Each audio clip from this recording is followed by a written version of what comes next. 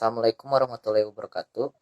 Saya Muhammad Yusuf Hamka Utama dari 10 MIPA 5. Saya akan membacakan argumen aspirasi oposisi dalam pembelajaran debat dengan mosi pertama.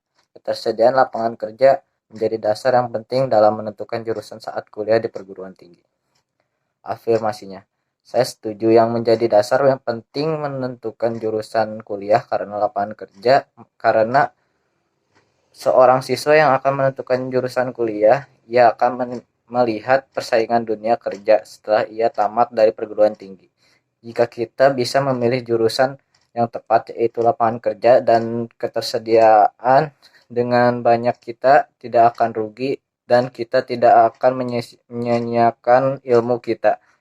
Karena di zaman sekarang, yaitu zaman globalisasi, taraf ekonomi semakin meningkat, pendidikan semakin sulit, dan teknologi semakin canggih, serta persaingan dunia kerja semakin meningkat. Jika kita tidak bisa memilih jurusan yang banyak lowongan kerjanya di masa mendatang, maka kita akan susah untuk mencari lapangan kerja sementara saingan semakin meningkat.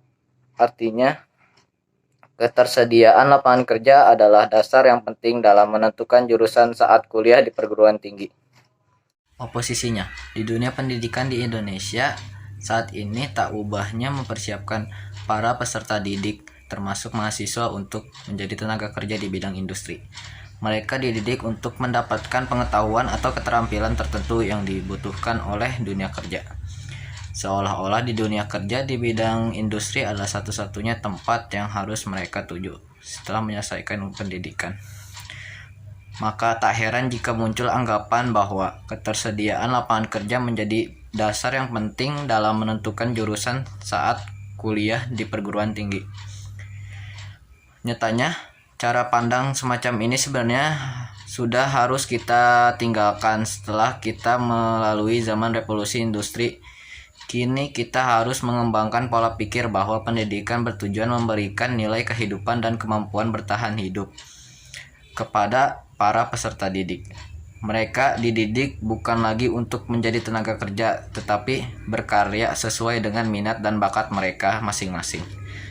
Dengan cara ini, bukan hanya para peserta didik dapat belajar sesuai dengan keinginan mereka, tapi kita bisa meningkatkan peluang mereka untuk menjadi wirausaha dan membuka lapangan kerja sendiri, alih-alih harus bergantung pada dunia industri untuk menyediakan lapangan pekerjaan.